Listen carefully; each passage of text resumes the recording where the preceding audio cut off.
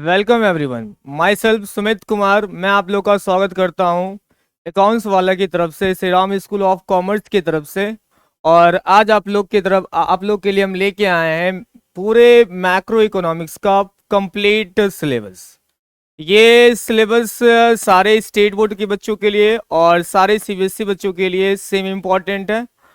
और मैं इतना कह सकता हूं कि आप हर एक वीडियो को अच्छे से देखते हो और क्वेश्चंस को सॉल्व करते हो तो आपका 100% 90% से अबव मार्क्स आएगा। आपको ज़्यादा कुछ करने की ज़रूरत नहीं है, जितना मैं आपको पढ़ाऊंगा इसके अलावा ये सिर्फ तो आपको याद करना होगा। इसके अलावा आपको कुछ नहीं करना होगा। प्रीवियस ईयर के जितने भी क्वेश्चंस आ चुके हैं सारे क्वेश्चंस को बनाइए, किताब के सारे क्वेश्चंस को बनाइए। जहां पे भी आपको डाउट होता है आप हमें यूट्यूब पे कमेंट भी कर सकते हो और आपके कमेंट्स को हम अगले लेक्चर में डील करेंगे। तो कुछ करना नहीं है, सिर्फ जितना मैं पढ़ा रहा हूँ उसको पढ़िए, याद कीजिए और ज़्यादा से ज़्यादा क्वेश्चंस को बनाइए। जहाँ पे भी दिक्कत होता है आप कमेंट में कीजिए। स्टार्ट कर रहे हैं अपने लेक्चर्स को। तो सबसे पहला आपका लेक्चर्स में है, आपका टॉपिक है some basic concept of macro economics. देखिए, सबसे पहले आपको मैक्रो इकोनॉमिक्स समझ में आएगा तभी तो आप उसकी बेसिक कंसेप्ट को समझ पाएंगे। और मैक्रो इकोनॉमिक्स समझ में आएगा तभी ना समझ में आएगा बच्चों कि हमें मैक्रो इकोनॉमिक्स में क्यों पढ़ने के लिए दिया गया है, नेशनल इनकम हमें क्यों पढ़ने के लिए दिया गया, बैंकिंग क्यों पढ़ने के लिए दिया गया, हमें क्यों गवर्नमेंट बजट पढ़ने के लिए दिया गया। ये सारा कुछ आपको समझ में आने लगेगा जब आप क्या समझ जाओगे तो मैक्रो इकोनॉमिक्स का मतलब समझ जाओगे। तो सबसे पहले इकोनॉमिक्स की अगर डेफिनेशंस की बात की जाए, अगर ये इकोनॉमिक्स की डेफिनेशंस की बात की जाए तो कभी आपके एग्जाम में इकोनॉमिक्स का डेफिनेशंस नहीं पूछा जाएगा। लेकिन आप लोग इकोनॉमिक्स पढ़ रहे हो तो एज ए स्टूडेंट हमें जानना चाहिए कि इकोनॉमिक्स क्यों पढ़ रहे हैं, क्यों जरूरत है हमें इकोनॉमिक्स का। तो आपको ये पता है सारी बातें। तो ध्यान रखना है, भगवान ने हमें बहुत सारे रिसोर्सेज दिए हैं। भगवान ने हमें क्या दिए हैं? बहुत सारे रिसोर्सेज दिए हैं। अगर मैं बात करूं भगवान ने हमें रिसोर्सेज क्या क्या दिए हैं, रिसोर्सेज का मतलब क्या होता है, तो रिसोर्सेज का मतलब होता है कोई भी चीज जो इंसान के इच्छाओं को पूरी कर सकता है, जिसके पास कैपेसिटी है इंसान के नीड और वांट्स को फुलफिल करने का। फॉर एग्जाम्पल, आपके पास क्या है? सॉइल है, ये भी रिसोर्सेज है। प्लांट, ये भी रिसोर्सेज है। पेट्रोल, ये भी रिसोर्सेज है। आयरन, ये भी रिसोर्सेज है। एल्युमिनियम, ये भी रिसोर्सेज है। अगर मैं बात करूं तो भगवान ने दो टाइप के रिसोर्सेज दिए हमें। एक रिसोर्सेज ऐसा रिसोर्सेज जो नेचर में अनलिमिटेड क्वांटिटी में है, एक रिसोर्सेज ऐसे है जो नेचर में लिमिटेड क्वांटिटी में है। तो अगर मैं बात करूं इकोनॉमिक्स किसकी बात करेगा, लिमिटेड रिसोर्सेज की बात करेगा कि अनलिमिटेड की बात करेगा? तो ध्यान रखना है बच्चों, इकोनॉमिक्स में अनलिमिटेड रिसोर्स के बारे में हमें कहीं नहीं पढ़ना है। अनलिमिटेड रिसोर्सेज में क्या क्या आता है, भगवान ने हमें ऐसा क्या दिया जो अनलिमिटेड क्वांटिटी में? तो बच्चों समुद्र का पानी, साल्ट वाटर। हमें बच्चों क्या मिला है? एयर। हमें क्या मिला है? तो सूरज की रोशनी। तो आपने कभी ऐसा देखा है बच्चों कि आपको कहीं पे लगा कि सूरज का रोशनी मिलेगा तो आपको इसके बदले पैसे मिलेंगे? नहीं होता है। आपको सांस लेने के लिए पैसे देने पड़ते हैं बच्चों? नहीं देने पड़ते हैं। पानी पीने के लिए बच्चों, नदी का पानी आपको यूज करना है, कपड़ा धोना है, तो क्या आपने कभी पैसा पे किया है बच्चों? नहीं पे किया। कहने का मतलब ये सारा हम इकोनॉमिक्स में नहीं पढ़ेंगे। तो इकोनॉमिक्स में पढ़ते क्या है बच्चों? इकोनॉमिक्स में पढ़ेंगे हम लोग लिमिटेड रिसोर्सेज के बारे में पढ़ेंगे। अब देखिए, हमारे पास रिसोर्स लिमिटेड है, हमारे पास कोयला लिमिटेड है, हमारे पास आयरन लिमिटेड है, हमारे पास मिल्क लिमिटेड है, हमारे पास प्लास्टिक लिमिटेड है, हमारे पास कपड़े लिमिटेड है, और इंसान की इच्छाएं अनंत होती है बच्चों। इंसान की इच्छाएं अनंत होती है। इंसान एक ऐसा प्राणी है कि हाँ, गांधी जी का एक स्टेटमेंट कहा गया था, गांधी जी का एक स्टेटमेंट बहुत अच्छा स्टेटमेंट था। वो स्टेटमेंट क्या था कि भगवान ने हमें इतना कुछ दिया है, भगवान ने हमें इतना कुछ दिया है कि हर एक आदमी का इच्छा पूरा हो सकता है, लेकिन भगवान ने हमें इतना नहीं दिया है जितना कि एक आदमी का ग्रीड, लालच पूरा हो सकता है। इतना रिसोर्स है कि सारे लोग की इच्छाएं पूरी हो सकती है, लेकिन एक लालची आदमी का इच्छा पूरा करने के लिए हमारे पास सारा रिसोर्स क्या पड़ जाएगा? कम पड़ जाएगा। तो ध्यान से समझने वाली बात है, हमारे पास रिसोर्स लिमिटेड है, रिसोर्स स्कार्स है, इंसान की इच्छाएं अनंत है। और एक ही रिसोर्सेज को बहुत तरीके से यूज किया जाता है। जैसे बच्चों मिल्क की बात करें तो घर में बच्चे को, बेबी को पिलाने के लिए मिल्क यूज किया जाता है। आप खुद दूध पीते हो, दूध से पनीर बनता है, दूध से दही बनता है, दूध से ढेर सारा मिठाई वगैरह बनता है। तो वैरायटीज ऑफ यूज है। आयरन की बात करें तो आयरन से आपका घर में क्या बनता है, लोहा से आपका ये बनता है, आपका पिलर वगैरह बनता है, ब्रिज वगैरह बनता है, आयरन के बर्तन वगैरह होते हैं, आयरन का मशीन्स होता है, आयरन का वेराइटीज ऑफ यूज है। कहने का मतलब क्या है, रिसोर्स लिमिटेड है, ह्यूमंस की वांट्स अनलिमिटेड, और एक रिसोर्सेज को बहुत तरीके से यूज किया जा सकता है। इस कारण से हमें समस्या आता है, इस कारण से हमें प्रॉब्लम्स आता है कि कैसे हम इन लिमिटेड रिसोर्सेज को यूज करें जिससे हमारा ज्यादा से ज्यादा नीड एंड वांट्स क्या हो जाए, फुलफिल हो जाए। तो ध्यान रखना, इकोनॉमिक्स भी बेसिकली आपको यही सिखाता है। इकोनॉमिक्स क्या सिखाता है, how to manage scarce resources in order to fulfilment of maximum need and wants. हम रिसोर्स को, इकोनॉमिक्स क्या सिखाता है कि कैसे आप सीमित रिसोर्सेस को वाइजली यूज कीजिए जिससे आपका ज्यादा से ज्यादा नीड एंड वांट्स क्या हो जाए, फुलफिल हो जाए। इकोनॉमिक्स का वैरायटीज ऑफ डेफिनेशन दिया गया है, इकोनॉमिक्स का अलग अलग डेफिनेशन दिया गया है। इकोनॉमिक्स का डेफिनेशन एडम स्मिथ ने भी दिया है, रॉबिन्स ने भी दिया है, पिगुवे ने दिया है, और भी सैमुअल्सन, बहुत सारे इकोनॉमिस्ट ने अलग अलग डेफिनेशन दिया है। ये सारा आप लोग, ये सब कुछ आपको जानने की जरूरत नहीं। इकोनॉमिक्स के वैरायटीज ऑफ ने कुछ वैरायटीज ऑफ डेफिनेशन है। किसी ने कहा economics is science of wealth, economics ने, किसी ने कहा इकोनॉमिक्स क्या है, science of human behaviour. Economics का अगर डेफिनेशन कहा जाए तो वैरायटीज ऑफ डेफिनेशन, इकोनॉमिक्स को आप साइंस ऑफ वेल्थ भी कह सकते हो, इकोनॉमिक्स को कह सकते हो व्हाट मनी डज, जो पैसा करता है वो इकोनॉमिक्स है। इकोनॉमिक्स का जो डेफिनेशन आप एक डेफिनेशन याद करना चाहो तो कह सकते हो इकोनॉमिक्स किसके बारे में पढ़ता है, तो इंसान के बिहेवियर के बारे में पढ़ता है। किसके रिलेशन में, तो स्कार्स रिसोर्सेस में। स्कार्स रिसोर्सेस कहने का मतलब है यहाँ पे जमीन की बात किया जा रहा है, यहाँ पे किसकी बात किया जा रहा है, तो फ्यूल की बात किया जा रहा है। तो ध्यान देना है, इकोनॉमिक्स क्या है, तो ये साइंस है, किसका साइंस है, तो ह्यूमन बिहेवियर का। कैसे इंसान इन लिमिटेड रिसोर्सेज को यूज करेगा जिससे ज्यादा से ज्यादा क्या हो इकोनॉमी में, जिससे ज्यादा से ज्यादा आपके नीड्स और वांट्स क्या हो जाएं, फुलफिल हो जाए। जैसे फॉर एग्जांपल हमारे पास बच्चों, हम सैलरी कमाते हैं, मान लेते हैं 25,000। क्या ये 25,000 अनलिमिटेड है, नहीं बच्चों। क्या हमारी इच्छाएं बहुत सारे हैं, हाँ बच्चों। क्या इस 25,000 को हम ऐसे यूज करना चाहेंगे जिससे हमारा ज्यादा से ज्यादा वांट्स फुलफिल हो, हाँ बच्चों। सिमिलरली ये प्रॉब्लम सिर्फ हमें फेस नहीं करना पड़ता, आपको भी प्रॉब्लम फेस करना पड़ता होगा। आप कंज्यूमर हो, आपके पास पैसे हैं, लेकिन आपने भी सोचा होगा ठीक है मेरे पापा इतना कमाते हैं, आपको पढ़ने का मन किया, सर हम जाना चाहते हैं पढ़ने के लिए, ऑक्सफोर्ड यूनिवर्सिटी पढ़ना चाहते हैं, सर हम बाहर पढ़ना चाहते हैं। लेकिन बच्चों मुझे ये बताइए, क्या आपका जो फैमिली इनकम है, आप उस पैसे से आप वो चीज कर पाओगे, नहीं कर पाओगे। क्यों, क्योंकि रिसोर्स लिमिटेड है, आपकी इच्छाएं असीमित है। तो आप क्या करोगे, उस रिसोर्स में से आपके पास जितने पैसे उसमें से जो आपके लिए बेस्ट हो सकता है आप वो बेस्ट को चूज करोगे। कहने का मतलब आपने श्रीराम क्यों ज्वाइन किया, तो सिंपल सा रीजन है कि आपके पास जितने रिसोर्सेस थे उस रिसोर्सेस में श्रीराम से अच्छा आपके पास दूसरा कोई ऑप्शन नहीं था। ये प्रॉब्लम सिर्फ एक आदमी को फेस नहीं, हमारे पॉकेट में पैसा है 10 रुपए बच्चों, हम बताओ बाजार में खाने के लिए क्या जाएंगे, गोलगप्पा की दुकान में रुकेंगे कि हम तो चले जाएंगे 10 रुपए लेके पिज्जा खाने के लिए। बच्चों सर कैसे ही बात करते हैं, पिज्जा खाने के मार भी खा के चले आएंगे। तो कहने का मतलब क्या है, पैसा कम है, हमारा इच्छाएं असीमित है, तो हम इस पैसे को क्या करते हैं, ऐसे यूज करते हैं जिससे हमारा ज्यादा से ज्यादा वांट्स फुलफिल हो जाए। ये काम सिर्फ हम नहीं करते बच्चों, कंज्यूमर नहीं करता, ये काम करता है सरकार भी करता है।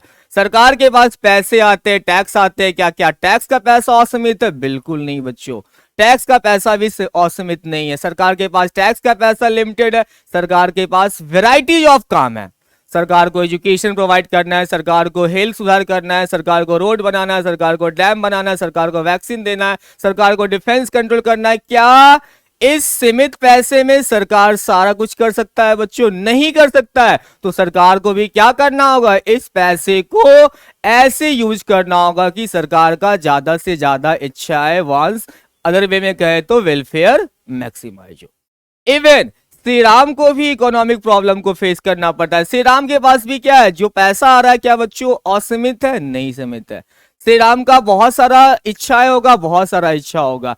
श्री राम कौन सा क्या करेगा, उस पैसे को कैसे यूज करेगा? उस पैसे को अगर मैं बिजनेस के लिए बात करूं तो कोई भी आदमी गोलगप्पा का दुकान क्यों लगा रहा है, कोई भी आदमी पिज्जा क्यों बेच रहा है, कोई आदमी बर्गर क्यों खोल रहा है? क्योंकि जितने पैसे हैं उसके पास, उस पैसे से वो सारा कुछ नहीं कर सकता है। उस पैसे से वो काम करेगा जिससे उसका ज्यादा से ज्यादा प्रॉफिट मैक्सिमाइज हो। हम कोई डिसीजन कैसे लेते हैं? तो सेटिस्फेक्शन के बेसिस पे। प्रोड्यूसर कैसे डिसीजन लेता है? तो प्रॉफिट के बेसिस पे। इकोनॉमिक कैसे डिसीजन लेता है? तो वेलफेयर के बेसिस पे। तो इकोनॉमिक्स क्या है? तो इंसान का बिहेवियर है। लिमिटेड रिसोर्सेज को कैसे इंसान यूज करता है जिससे उसका ज्यादा से ज्यादा वांट्स और नीड क्या हो, फुलफिल हो जाए। इकोनॉमिक्स को दो पार्ट में डिवाइड किया गया बच्चों, एक है माइक्रो इकोनॉमिक्स, दूसरा है मैक्रो इकोनॉमिक्स। अगर आपने यहां पे नोटिस किया होगा तो माइक्रो का पहला जो सेकेंड वर्ड है आई है, वहां पे ए है। आई का मतलब होता है इंडिविजुअल और ए का मतलब होता है एग्रीगेट। ए का मतलब होता है एग्रीगेट। तो कहने का मतलब है जहां पे हम लोग इकोनॉमिक प्रॉब्लम कहने का मतलब है चॉइस का प्रॉब्लम, कौन सा अल्टरनेटिव सेलेक्ट करे, कौन सा नहीं सेलेक्ट करे। जहां पे हमें अगर अगर हम कोई प्रॉब्लम अगर कोई हम लोग इकोनॉमिक प्रॉब्लम को इंडिविजुअल लेवल पे बात करते हैं, जैसे कंज्यूमर लेवल पे बात करेगी, कंज्यूमर के पास 100 रुपया है, उस 100 रुपए से वो क्या खरीदेगा, अलग अलग ऑप्शन है, तो वो क्या खरीदेगा? तो 100 रुपए में वो चीज खरीदेगा जिससे उसका सबसे ज्यादा इच्छा पूरा हो सकता है। कहने का मतलब क्या है? माइक्रो इकोनॉमिक्स इकोनॉमिक प्रॉब्लम को स्टडी करता है कौन से लेवल पे? तो इंडिविजुअल लेवल पे। जहां पे हम लोग एक कंज्यूमर की बात करें, एक प्रोड्यूसर की बात करें, तो वो कहलाता है आपका कौन सा, वो हम कहां पढ़ेंगे? माइक्रो इकोनॉमिक्स में। माइक्रो इकोनॉमिक्स किसके बारे में डील करेगा? तो माइक्रो इकोनॉमिक्स एक इंडिविजुअल के बारे में डील करता है। इंडिविजुअल में कौन कौन? एक कंज्यूमर और एक प्रोड्यूसर। कंज्यूमर के पास पैसा है, उस पैसे को वो कैसे खर्च करेगा, माइक्रो इकोनॉमिक्स में पढ़ना है। प्रोड्यूसर के पास 10 लाख रुपया, प्रोड्यूसर के पास अलग अलग ऑप्शन है, चाहे तो वो पिज्जा का दुकान खोल सकता है, चाहे तो वो रेस्टोरेंट खोल सकता है कोई दूसरा, चाहे तो वो कोई होटल खोल सकता है, अलग अलग ऑप्शन है। लेकिन वो क्या करेगा? तो वो ऑप्शन चूज करेगा जिसमें उसको ज्यादा से ज्यादा प्रॉफिट हो सकता है। कहने का मतलब क्या है? जहां पे हम लोग एक इंडिविजुअल प्रोड्यूसर के बारे में पढ़े तो वो हम कहां पढ़ेंगे? माइक्रो इकोनॉमिक्स में। जहां पे हम देश के बारे में पढ़ेंगे, ऐसा कोई समस्या बताओ बच्चों जो पूरे देश का हो। आप बताइए, नेशनल इनकम एक आदमी का इनकम है कि पूरी कंट्री का इनकम है? सर कैसी बात कर रहे हैं, पूरी कंट्री का इनकम और राष्ट्रीय आय, राष्ट्र का इनकम, बहुत सारे लोग हैं। कहने का मतलब यहां पे मैं एक के बारे में पढ़ रहा हूं कि पूरे इकोनॉमी के बारे में पढ़ रहा हूं? तो सर बच्चों आप साफ साफ कह सकते हो कि हम पूरे इकोनॉमी के बारे में पढ़ रहे हैं। कहने का मतलब हम किसके बारे में पढ़ेंगे? हम मैक्रो इकोनॉमिक्स के बारे में पढ़ेंगे। मैं आपसे कहता हूं एग्रीगेट डिमांड, तो एक कंज्यूमर कोई चीज खरीदता है तो डिमांड कहते हैं पूरे इकोनॉमी का सारा कंज्यूमर कुछ खरीद रहा है तो वो कहलाता है एग्रीगेट डिमांड। तो एग्रीगेट डिमांड एक आदमी का डिमांड है, एक कंज्यूमर का डिमांड है कि पूरे इकोनॉमी में सारे कंज्यूमर का। तो सर आप कहोगे कि सर सारे कंज्यूमर का डिमांड है, तो कहने का मतलब ये कहां पढ़ेंगे? हम लोग मैक्रो इकोनॉमिक्स से पढ़ेंगे। बैंकिंग, बैंक की पॉलिसी आती है, बैंक ने इंटरेस्ट रेट बढ़ा दिया है बच्चों, इससे एक आदमी अफेक्ट होगा कि पूरे इकोनॉमी अफेक्ट होगा? तो सर पूरी इकोनॉमी अफेक्ट होगा, तो हम कहां पढ़ेंगे? मैक्रो इकोनॉमिक्स से पढ़ेंगे।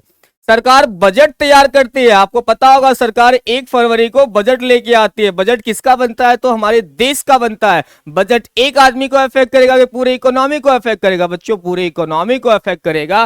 कहने का मतलब है बजट हम कहां पढ़ेंगे? मैक्रो इकोनॉमिक्स में।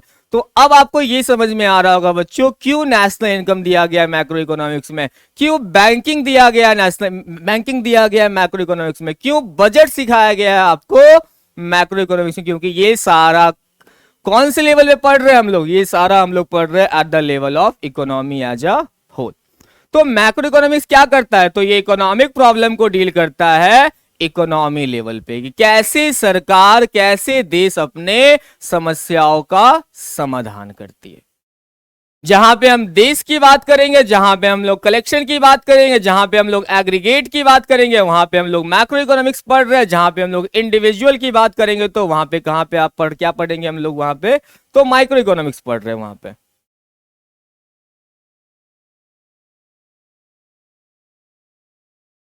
देखिए माइक्रो इकोनॉमिक्स में क्या क्या है, तो डिमांड के बारे में पढ़ना है, सप्लाई के बारे में पढ़ना और कैसे प्राइस डिटरमाइन किया जाता है, ये तीनों आपका कहां पढ़ना है, माइक्रो में।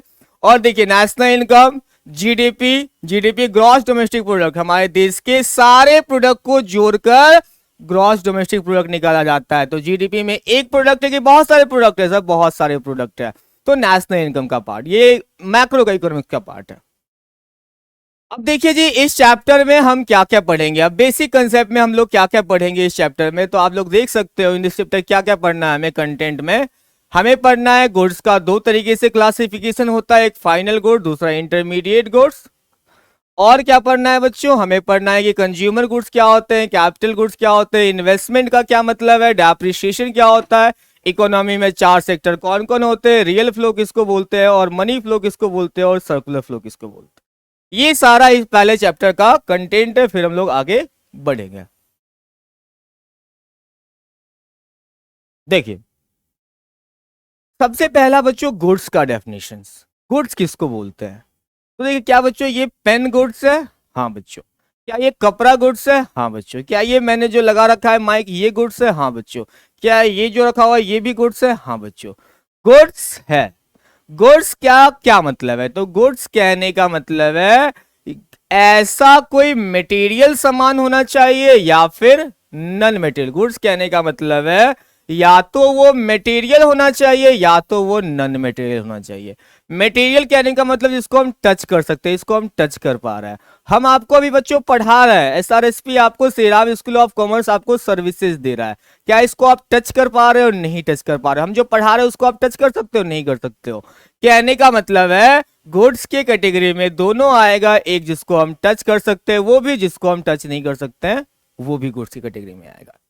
तो गुड्स का मतलब है या तो वो मटेरियल थिंग्स होना चाहिए या तो वो नॉन मटेरियल। नॉन मटेरियल का मतलब जिसको हम टच नहीं कर सकते हैं। साथ ही साथ गुड्स होने के लिए उसका पर्पस या तो सेल होना चाहिए या फिर रीसेल होना चाहिए, सेल या फिर परचेज।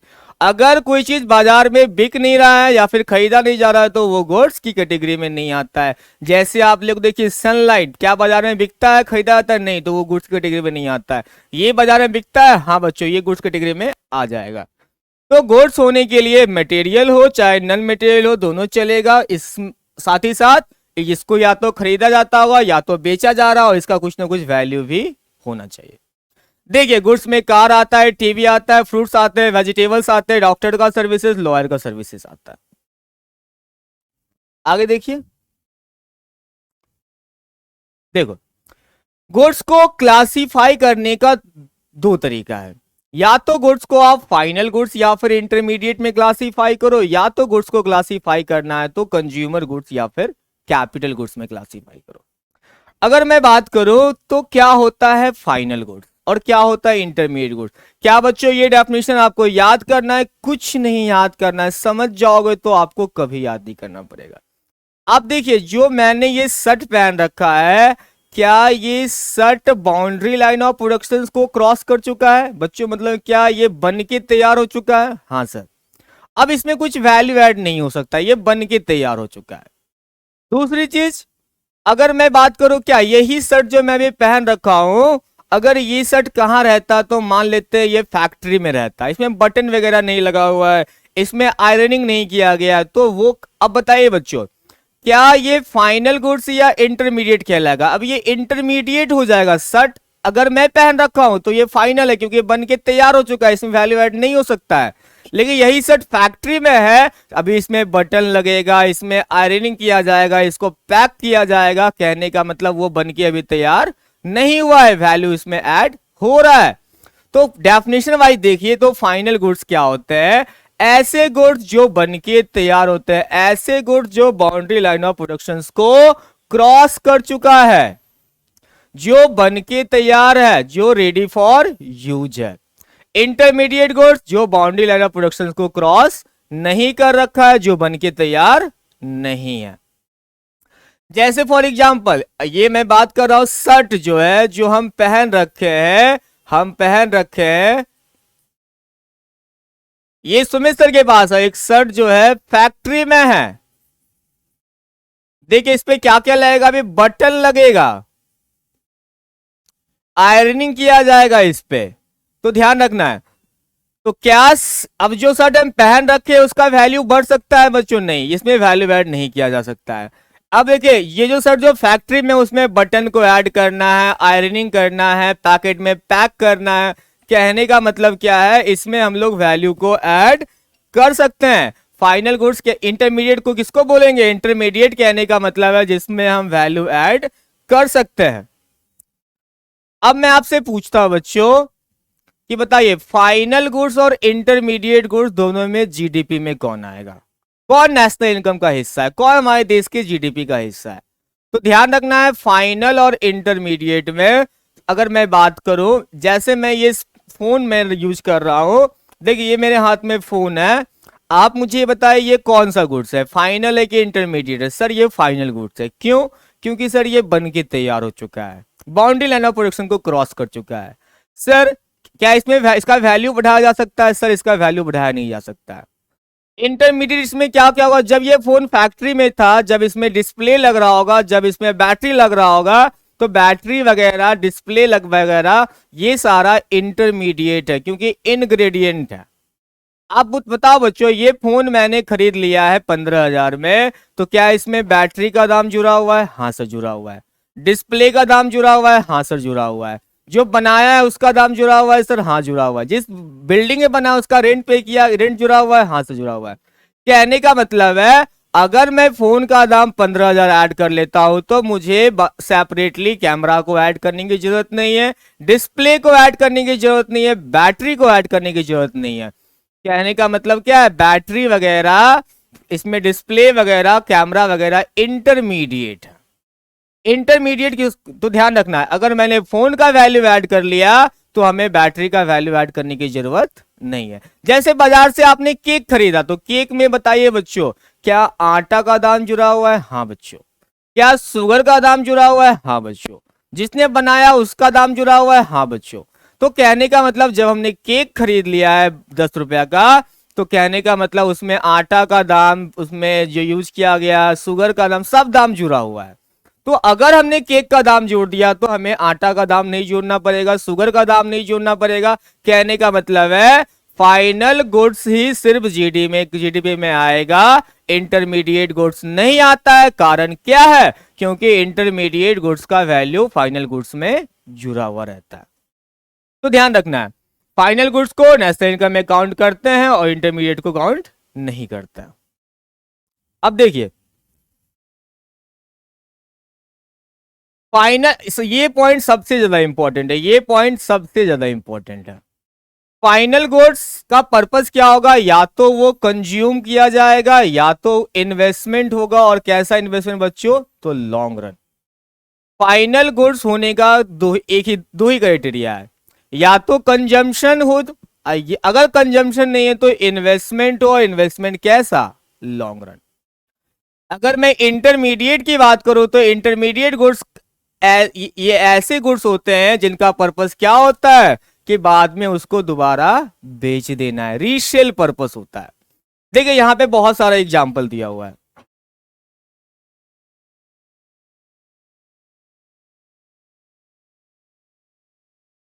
अब समझिए यहां पे एग्जांपल मैं बोल रहा हूं, बस परचेज्ड बाय स्कूल।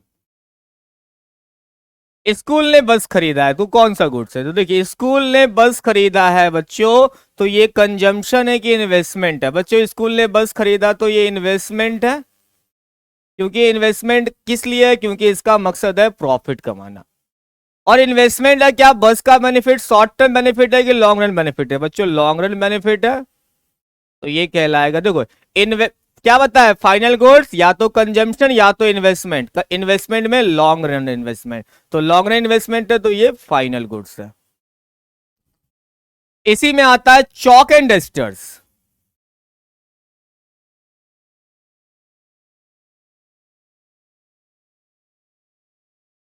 तो ये भी इन्वेस्टमेंट है, ये भी इन्वेस्टमेंट है, क्योंकि चॉक एंड डस्टर क्यों खरीद रहा है बच्चों? प्रॉफिट कमाने के लिए खरीद रहा है। लेकिन क्या है, शॉर्ट टर्म इन्वेस्टमेंट है, बहुत साल तक इसका बेनिफिट नहीं मिलेगा, तो ये इंटरमीडिएट गुड्स हो जाएगा।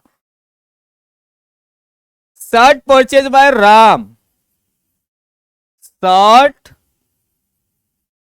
परचेज बाय राम, राम ने खरीदा है। राम कौन है? कंज्यूमर है। पर्पस क्या है? कंजम्पशन। और कोई कंजम्पशन पर्पस किसका होता है? तो फाइनल गुड्स का, तो ये फाइनल गुड्स हो जाएगा। इसके अलावा और दूसरा एग्जांपल देखिए जी, शुगर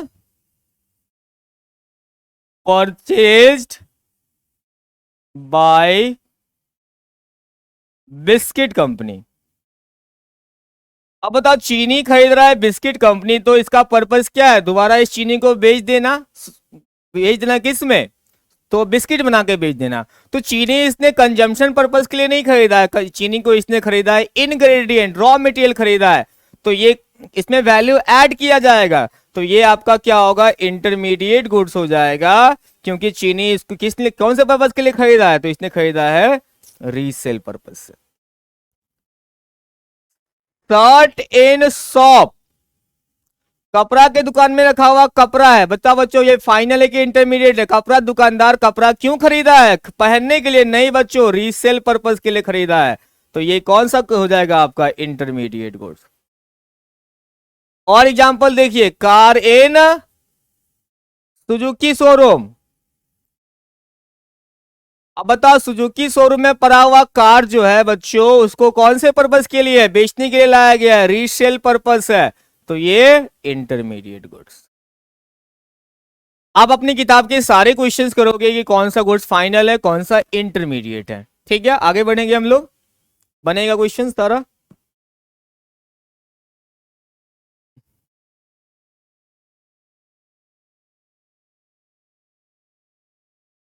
देखिए, अब आता है पहला चीज आपने सीख लिया कि गुड्स को या तो फाइनल कहें या फिर इंटरमीडिएट कहें। बताओ जी बच्चों, ये जो लगा हुआ है स्क्रीन लगा हुआ है, ये कौन सा गुड्स है बच्चों? तो ये श्री राम का कंजम्पशन इन्वेस्टमेंट है, इन्वेस्टमेंट है।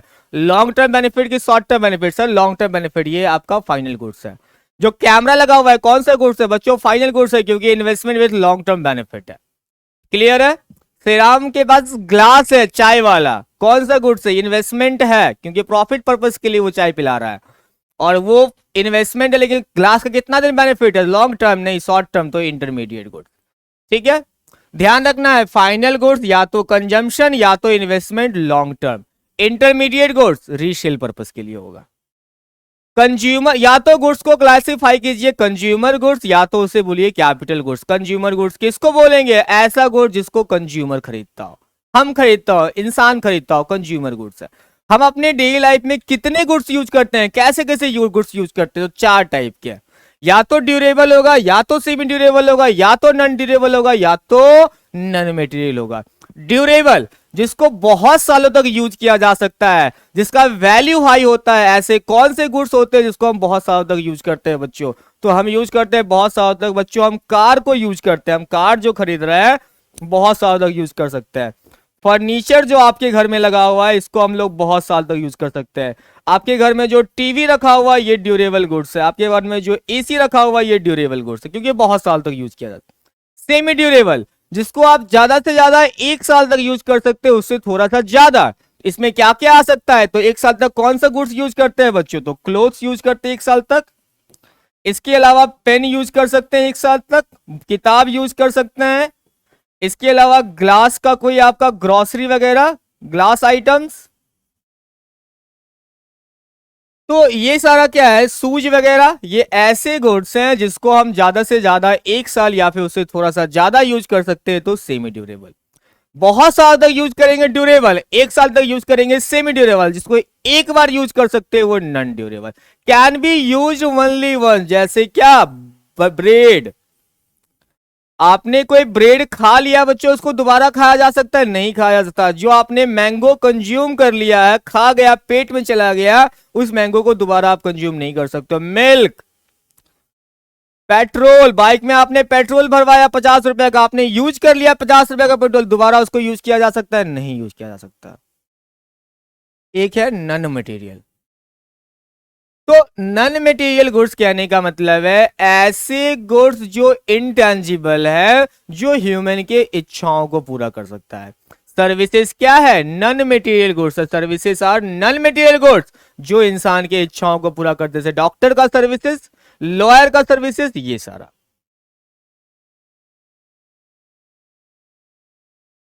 अब देखिए, कैपिटल गुड्स किसको बोलते हैं? कंज्यूमर गुड्स, जिसको कंज्यूमर यूज किया, ठीक है। चार टाइप का: ड्यूरेबल, बहुत साल तक यूज चलने वाला; सेमी ड्यूरेबल, जो एक साल तक चलने वाला; नॉन ड्यूरेबल, जिसको एक बार यूज किया जा सकता है; और एक सर्विसेज हो गया। कैपिटल गुड्स कहने का मतलब है बिजनेस। कैपिटल गुड्स कहने का क्राइटेरिया क्या क्या है? पहला क्राइटेरिया, कैपिटल गुड्स होने के लिए उसको कौन यूज करेगा? कंज्यूमर की प्रोड्यूसर, तो प्रोड्यूसर, पहला चीज। दूसरा चीज, कैपिटल गुड्स होने के लिए प्रोड्यूसर उस गुड्स को बेचने के लिए नहीं खरीदा हो, उसका पर्पस हो किसी और चीज को प्रोड्यूस करना। क्लियर है? तीसरा चीज, इसका वैल्यू हाई होता है, सेवरल लाइफ तक इसको यूज किया जा सकता है, सेवरल ईयर्स तक। तो कैपिटल गुड्स कहने का मतलब है ये प्रोड्यूसर का क्या है? Fix asset. ये प्रोड्यूसर का क्या है बच्चों? फिक्स एसेट्स है। ये प्रोड्यूसर का क्या है? फिक्स एसेट्स है। इसको कौन से पर्पज के लिए किया जाता है? For the production of other goods, दूसरे गुड्स को प्रोड्यूस के लिए किया जाता है। इसको बहुत साल तक यूज किया जा सकता है, इसका वैल्यू हाई होता है, और इसके कारण हमें डेप्रिसिएशन लगता है। तो देखिए, किसी भी बिजनेस में चलो बिजनेस में चलते हैं। मान लेते हैं हम होटल में जा रहे हैं। होटल का बिल्डिंग कौन सा गुड्स है बच्चों? देखिए, होटल को कौन यूज कर रहा है? तो बच्चों प्रोड्यूसर। बिल्डिंग बेचने के लिए बेचने के लिए होटल खोला है, बिल्डिंग बेच रहा है? नहीं सर, होटल खोल रहा है, सर्विसेज बेच रहा है, तो सर्विसेज के लिए इसने लगाया। इसके पास जो फैन है, फर्नीचर है, ये सारा प्रोड्यूसर यूज कर रहा है। इसको फर्नीचर बेचता है होटल वाला? नहीं, होटल वाला सर्विसेज बेच रहा है। क्या इसको बहुत साल तक यूज किया जा सकता है? हाँ सर। इसका वैल्यू हाई होता है? हाँ सर। और इस पे डेप्रिसिएशन भी लगेगा। बिल्डिंग्स पे एप्रिसिएशन होता है, लेकिन प्लांट एंड मशीनरी पे डेप्रिसिएशन होता है। तो ध्यान रखना है, अगर मान लेते हैं बच्चों फार्मर ने ट्रैक्टर खरीदा है, तो फार्मर ने ट्रैक्टर खरीदा है, ट्रैक्टर फार्मर क्यों खरीदा है? बेचने पर्पस के लिए? नहीं बच्चों, फार्मर ने ट्रैक्टर खरीदा है गेहूं उपजाने के लिए। इसका वैल्यू हाई है, इसका बहुत साल तक यूज करते हैं, इस पे डेप्रिसिएशन लगता है।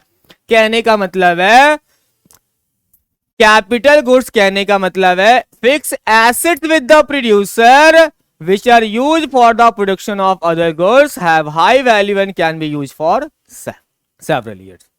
अब देखिए जी, अगर कोई बिजनेस की बात करें तो कोई भी बिजनेस में आप ध्यान दीजिए तो क्या क्या होता है कोई भी बिजनेस में। देखिए, ये एक प्रोड्यूसर है। प्रोड्यूसर क्या यूज करता है? मशीन भी यूज करता है, प्लांट एंड मशीनरी होता है, बिल्डिंग्स होता है, रॉ मटेरियल यूज करता है। ये सारा प्रोड्यूसर गुड्स तो है, दोनों प्रोड्यूसर गुड्स है। लेकिन मैं आपसे पूछूं बच्चों, क्या मशीन कौन सा गुड्स है? प्रोड्यूसर गुड्स भी और कैपिटल गुड्स भी है। हाँ, प्रोड्यूसर यूज कर रहा है मशीन, तो प्रोड्यूसर गुड्स है। कैपिटल गुड्स है क्या? क्योंकि तो कैपिटल गुड्स भी है। क्यों? क्योंकि प्रोड्यूसर ने मशीन खरीदा है उसको बेचने के लिए नहीं, प्रोड्यूसर ने मशीन खरीदा है सर्विसेज को प्रोड्यूस करने के लिए, गुड्स को प्रोड्यूस करने के लिए। मशीन का वैल्यू हाई होता है, बहुत साल तक यूज कर सकते हैं, डेप्रिसिएशन लगेगा। तो मशीन क्या है? कैपिटल गुड्स है as well as producer goods है। रॉ मटेरियल, इस पे डेप्रिसिएशन नहीं लगता है, रॉ मटेरियल को बहुत साल तक यूज नहीं किया जा सकता है। रॉ मटेरियल कौन सा गुड्स है? प्रोड्यूसर गुड्स है, लेकिन कैपिटल गुड्स नहीं है। तो ध्यान रखना है, जितने भी कैपिटल गुड्स हैं वो सारे प्रोड्यूसर गुड्स है। जितना भी मशीन अगर प्रोड्यूसर यूज कर रहा है तो वो कौन सा गुड्स होगा? Producer good. लेकिन प्रोड्यूसर के पास सारा गुड्स कैपिटल गुड्स नहीं होगा, क्योंकि प्रोड्यूसर क्या यूज कर रहा है यहां पे? Raw material. रॉ मटेरियल क्या है? तो ये प्रोड्यूसर गुड्स है, लेकिन कैपिटल गुड्स नहीं होगा, क्योंकि रॉ मटेरियल को हम बहुत साल तक यूज नहीं कर सकते हैं, इस पे डेप्रिसिएशन नहीं लगता है। अब देखिए जी, यहां पे कार कौन खरीद रहा है? कार कंज्यूमर खरीद रहा है। आपने कार खरीदा, कौन सा गुड्स है? कार कंज्यूमर खरीद रहा है तो कंज्यूमर गुड्स हो जाएगा, ठीक है। लेकिन कार कौन खरीद रहा है? टैक्सी वाला। टैक्सी वाला जो कार खरीद रहा है बच्चों, पर्पस क्या है टैक्सी वाले का? खुद अपने पर्पज से वो कार खरीद रहा है, नहीं बच्चों, टैक्सी ऑपरेटर कार खरीद रहा है ट्रांसपोर्टेशन बेचने के लिए, सर्विसेज बेचने के लिए। मतलब कार अगर आपने खरीदा तो वो कंज्यूमर गुड्स है, कार अगर टैक्सी ऑपरेटर खरीद रहा है, ओला वाला खरीद रहा है, तो वो कैपिटल गुड्स हो जाएगा। क्यों? क्योंकि किसने खरीदा? प्रोड्यूसर। ध्यान रखना एक बात, कैपिटल गुड्स होने के लिए कौन खरीदना चाहिए? प्रोड्यूसर। प्रोड्यूसर नहीं खरीदा गुड्स को तो वो कैपिटल गुड्स नहीं कहलाएगा, कंज्यूमर गुड्स कहलाएगा। फिर कंज्यूमर खरीदा है तो अगर कार कौन खरीदा है? Producer, taxi operator. कौन से पर्पज के लिए खरीदा है? तो सर्विसेज बेच रहा है। तो यहां पे कार क्या हो जाएगा? कैपिटल गुड्स हो जाएगा, क्योंकि प्रोड्यूसर इसको बहुत साल तक यूज कर सकता है सर्विसेज बेचने के लिए। ठीक है, आज का क्लास हम यहीं तक रखते हैं बच्चों। आपका होमवर्क रहेगा कि जितना टॉपिक मैंने पढ़ा दिया है सारे टॉपिक्स को आप क्या करोगे? अच्छे से रिवाइज करोगे, ज्यादा से ज्यादा क्वेश्चंस बनाएंगे। और मिलते हैं हम लोग अगले क्लास में नए एनर्जी के साथ। Thank you very much.